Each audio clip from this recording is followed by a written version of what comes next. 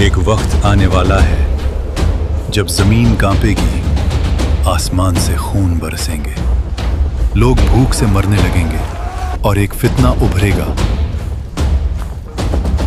کون ہو تم؟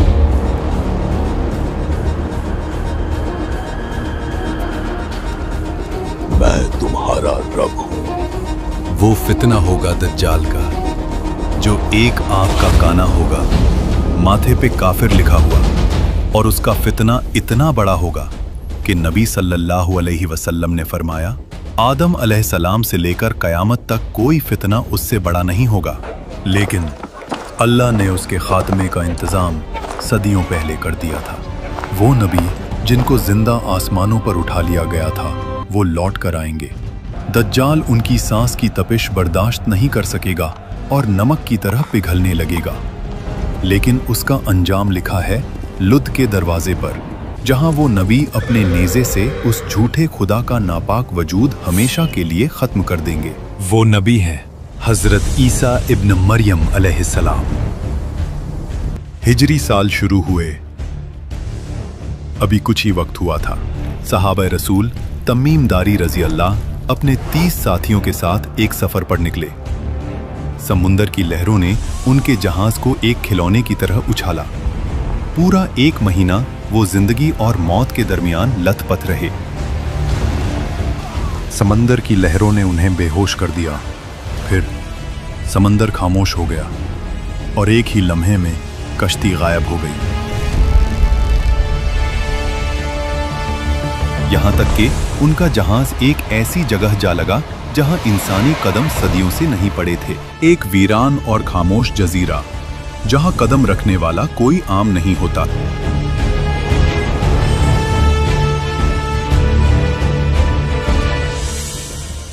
یہ ہم کہاں آ گئے ہیں؟ 30 لوگ، ایک انجان جزیرے کا ساحل اور ایک ایسی خاموشی جو چیخ رہی تھی۔ یہ لوگ تھکے ہوئے تھے مگر انہیں سکون نصیب نہیں ہونا تھا۔ تمیم داری پوچھتے ہیں، کون ہے وہاں؟ سامنے آ ہوا۔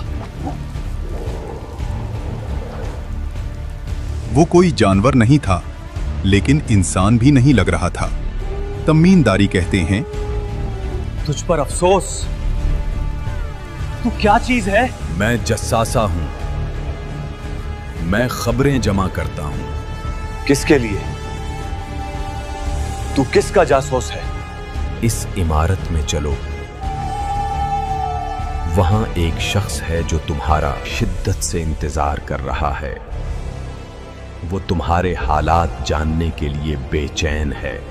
اور پھر تمیم داری کی نظر اس پر پڑی۔ ایک آدمی، قد و کمت میں پورا، جسم مضبوط، لیکن ہاتھ اور پاؤں زنجیروں میں جکڑے ہوئے۔ اچانک اس نے سر اٹھایا۔ ایک آنکھ بالکل بے نور، دوسری آنکھ ابری ہوئی جیسے انگور کا دانہ۔ تم لوگ کہاں سے آئے ہو؟ ہم عرب کے رہنے والے ہیں۔ سمندر نے ہمیں یہاں پھینک دیا۔ مجھے میرے سوالوں کا جواب دو۔ کیا بائسان فلسطین کے درخت اب بھی پھل دے رہے ہیں؟ ہاں، وہاں پھل لگتے ہیں۔ وہ وقت دور نہیں جب ایک پھل بھی نہیں اگے گا۔ مجھے تبریہ کے بارے میں بتاؤ، کیا اس میں پانی ہے؟ ہاں، پانی سے بھری ہوئی ہے۔ جلد وہ سوکھ جائے گی اور لوگ وہاں مٹی میں ہاتھ ماریں گے۔ مجھے زغور کے چشمے کے بارے میں بتاؤ۔ وہاں سے لوگ کھیتی باڑی کرتے ہیں۔ اب آخری بات بتاؤ، وہ امی نبی جو مکہ میں پیدا ہوئے، ان کا کیا ہوا؟ وہ مدینہ جا چکے ہیں۔ عرب کے لوگ ان کے ساتھ جنگ بھی کر چکے ہیں اور اب ان کی اطاعت کر رہے ہیں۔ یہ سنتے ہی دجال کے چہرے پر ایک عجیب مسکراہٹ آئی، ایک ایسی مسکراہٹ جس میں دہشت تھی، اور وہ کہتا ہے، ان کا ان کی بات مان لینا ہی ان کے لیے بہتر ہے، مگر اب میری سنو۔ میں ہی المسیح الدجال ہوں، مجھے نکلنے کی اجازت ملنے والی ہے۔ میں زمین پر نکلوں گا اور 40 دن میں کوئی ایسی بستی نہیں ہوگی جہاں میرے قدم نہ ہوں۔ میں ہر شہر کو روند ڈالوں گا سوائے طیبہ اور مکہ کے۔ جب بھی وہاں گھسنا چاہوں گا، ایک فرشتہ ننگی تلوار لیے میرے سامنے آ جائے گا۔ उसकी आवाज में ऐसा खौफ था कि सहाबा ने महसूस किया अगर एक लम्हा और रुके तो जंजीरें उन्हें भी जकड़ लेंगी। अल्लाह के करम से वो लहरें जो उन्हें भटका कर ले गई थीं, वही उन्हें वापस हिफाजत से अरब के साहिल तक ले आईं। तमीम दारी रजी अल्लाह, जो उस वक्त तक ईसाई थे, उनका दिल बदल चुका था। वो सीधा मदीना की तरफ दौड़े। नबी करीम सल्लल्लाहु अलैहि वसल्लम के हजूर हाजिर हुए, कलमा पढ़ा और इस्लाम कबूल किया। फिर उन्होंने वो सब बताया जो उन्होंने उस गुमनाम जजीरे पर देखा था। नबी करीम सल्लल्लाहु अलैहि वसल्लम ने सहाबा को मस्जिद में जमा किया और फरमाया, तमीम दारी की बात मेरी बताई हुई बातों के बिल्कुल मुताबिक है।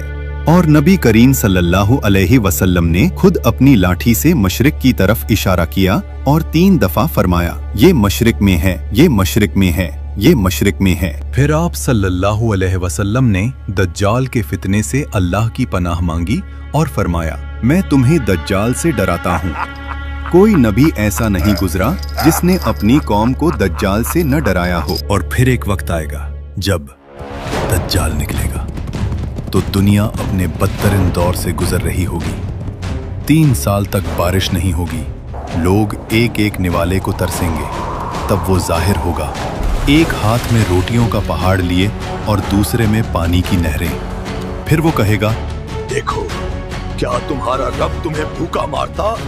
मैं तुम्हारा खुदा हूँ, मेरे सामने सजदा करो। मैं जमीन को हुक्म दूंगा तो वो सब्जा उगाएगी। वो एक नौजवान को बुलाएगा और कहेगा, ऐ नौजवान, अगर मैं तेरे माँ बाप को जिंदा कर दूं, तो क्या तू मानेगा कि मैं तेरा रब हूँ? हाँ, उनको जिंदा कर दे प्लीज। दज्जाल के साथ मौजूद 2 शैतान उस नौजवान के माँ बाप की शक्ल इख्तियार करके खड़े हो जाएंगे और बोलेंगे, बेटा, इसकी बात मान ले, यही तेरा रब है। और वो बदनसीब शख्स ईमान हार जाएगा। उसके साथ 2 नहरें होंगी, एक देखने में ठंडा पानी लगेगा यानी जन्नत, और एक आग का दरिया यानी जहन्नम। मगर नबी सल्लल्लाहु अलैहि वसल्लम ने फरमाया, उसकी जन्नत असल में आग होगी और उसकी आग ठंडा पानी। जो मोमिन उसकी आग में कूद जाएगा वो सुकून पाएगा। नबी सल्लल्लाहु अलैहि वसल्लम ने फरमाया कि जब दज्जाल का सुनो तो उससे दूर भागो, उसके पास मत जाओ। और इसी तरह दज्जाल अपने 70,000 यहूदी सिपाहियों के साथ दुनिया को रौंदता हुआ दमिश्क तक पहुंच जाएगा। मुसलमान किलेबंद हो जाएंगे। अचानक आसमान के बादल फटेंगे। दमिश्क की जामे मस्जिद के सफेद मीनार पर 2 फरिश्ते उतरेंगे। उनके पंखों पर हाथ रखे हुए एक हस्ती नजूल फरमाएगी, जिनके बालों से पानी के कतरे मोतियों की तरह गिर रहे होंगे। वो होंगे हजरत ईसा इब्न मरियम अलैहिस्सलाम। नमाज के बाद हजरत ईसा अलैहिस्सलाम कहेंगे, किले का दरवाजा खोलो। बाहर दज्जाल अपने अजीम लश्कर के साथ खड़ा होगा। जैसे ही दज्जाल की नजर हजरत ईसा अलैहिस्सलाम पर पड़ेगी, उसका जिस्म नमक की तरह पिघलने लगेगा। नबी सल्लल्लाहु अलैहि वसल्लम ने फरमाया, दज्जाल ईसा इब्ने मरियम को देखकर ऐसे पिघलने लगेगा जैसे नमक पानी में घुल जाता है। वो भागेगा।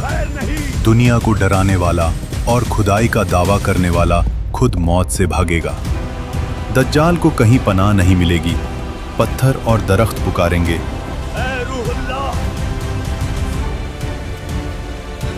मेरे पीछे एक यहूदी छुपा है। बिलाखिर लुद के मकाम पर हजरत ईसा अलैहिस्सलाम मुसलमान लश्कर के साथ उसे दबोच लेंगे। नबी सल्लल्लाहु अलैहि वसल्लम ने फरमाया, दज्जाल को लुद फिलिस्तीन के करीब पकड़ लिया जाएगा।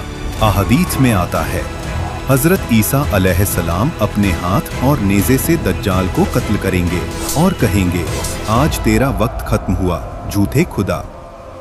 हजरत ईसा अलैहिस्सलाम वो खून लोगों को दिखाएंगे ताकि सब जान ले कि खुदा कभी मरता नहीं और ये जो मरा पड़ा है ये सिर्फ एक काना इंसान था। दज्जाल मारा जाएगा, जुल्म खत्म होगा। लेकिन सवाल ये है, अगर आज दज्जाल जाहिर हो जाए तो क्या हम उसकी रोटी चुनेंगे या अपना ईमान याद रखिए, उसके फितने से वही बचेगा जिसने सूरह अल कहफ को दिल में बसाया होगा। सही मुस्लिम में है कि नबी सल्लल्लाहु अलैहि वसल्लम ने फरमाया, जो शख्स सूरह अल कहफ की पहली 10 आयतें याद कर लेगा वो दज्जाल के फितने से महफूज कर दिया जाएगा। बाज रिवायात मसलन सुन्नान नसाई में आखिरी 10 आयतों का भी जिक्र आता है। इसलिए उलमा कहते हैं कि पूरी सूरह अल कहफ पढ़ना और उसे समझना ही असल हिफाजत है। ये वाकया सिर्फ खौफ के लिए नहीं, ये हिदायत के लिए है। नबी सल्लल्लाहु अलैहि वसल्लम ने हमें डराने के साथ बचने का रास्ता भी बताया। उन्होंने फरमाया कि जब तुम्हारे चारों तरफ झूठ का अंधेरा हो तो सूरह अल कहफ को अपना चिराग बना लेना, क्योंकि जिसके सीने में ये सूरह होगी उस पर दज्जाल का कोई धोखा असर नहीं कर सकेगा। ये सिर्फ आयतें नहीं, ये मोमिन की ढाल हैं, क्योंकि आखिर में न ताकत काम आएगी न लश्कर, सिर्फ और सिर्फ ईमान। और जब दज्जाल का फितना खत्म हो जाएगा लोग समझेंगे कि अब सुकून आ गया है, मगर नहीं, उसके बाद एक ऐसा फसाद उभरेगा जो हर जिंदा चीज को उजाड़ देगा। हजरत ईसा इब्न मरियम अलैहिस्सलाम पर अल्लाह वही फरमाएंगे, मैंने अपने ऐसे बंदे निकाल दिए हैं जिनसे लड़ने की ताकत किसी में नहीं, और फिर याजूज और माजूज निकल आएंगे। वो जमीन पर इस तरह फैल जाएंगे जैसे कभी कोई रुकावट थी ही नहीं। समुंदर पिएंगे तो ऐसा लगेगा जैसे वहां कभी पानी था ही नहीं। दुनिया एक बार फिर इंसानी बश से बाहर हो जाएगी। अगर आप याजूज माजूज के बारे में जानना चाहते हैं तो हमारी याजूज माजूज वाली वीडियो डिस्क्रिप्शन और रेकमेंडेशन में मौजूद है। अगर वीडियो पसंद आए तो लाइक और शेयर जरूर करें। हो सकता है आपकी वजह से कोई सूरह अल कहफ याद करना शुरू कर दे, और शायद यही एक अमल कल आपके लिए निजात बन जाए।